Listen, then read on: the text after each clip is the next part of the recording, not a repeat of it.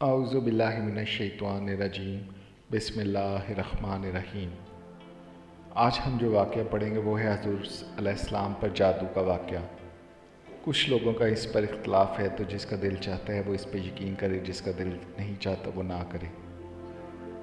حضرت عائشہ رضی تعالیٰ عنہا سے روایت ہے کہ بنو زریق کے یہودیوں میں سے لبیدین عاصم نامی ایک یہودی نے رسول اللہ صلی اللہ علیہ وسلم پر جادو کر دیا، یہاں تک کہ رسول اللہ کو یہ خیال آتا کہ میں یہ کام کر رہا ہوں، حالانکہ آپ وہ کام نہیں کر رہے ہوتے تھے۔ حتیٰ کہ ایک دن یا ایک رات کو رسول اللہ نے دعا کی، پھر دوبارہ دعا کی، پھر تیسری بار دعا کی، پھر فرمایا، اے عائشہ رضی اللہ عنہ، کیا تمہیں معلوم نہیں کہ جو کچھ میں نے اللہ تعالیٰ سے پوچھا تھا وہ اللہ تعالیٰ نے مجھے بتلا دیا۔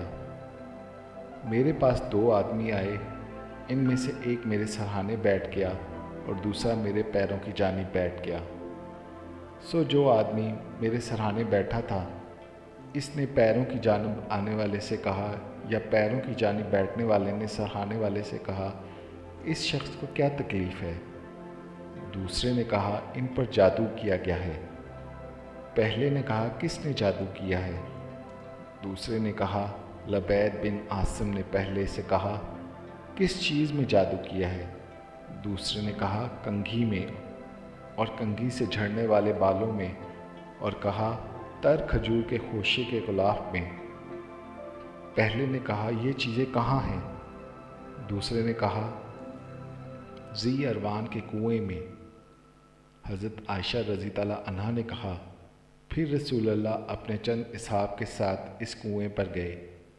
پھر آپ نے فرمایا، اے عائشہ، اللہ کی قسم، اس کنویں کا پانی مہندی کے پانی کی طرح تھا، اور وہاں کھجور کے درخت شیاطین کے سر کی طرح تھے۔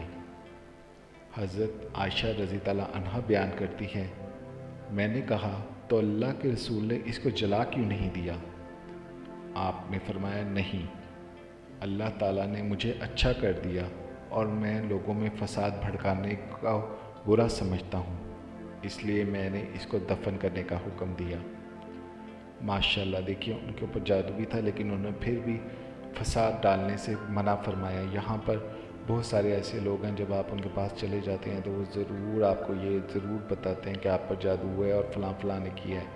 پہلے تو وہ آپ سے سارا معلومات لے لیتے ہیں، اور پھر انہی میں سے آپ کو کچھ نہ کچھ ایسی چیز بتا دیتے ہیں جس سے آپ کے گھر میں فساد برپا ہو جاتا ہے، اور وہ فساد ساری زندگی قائم رہتا ہے۔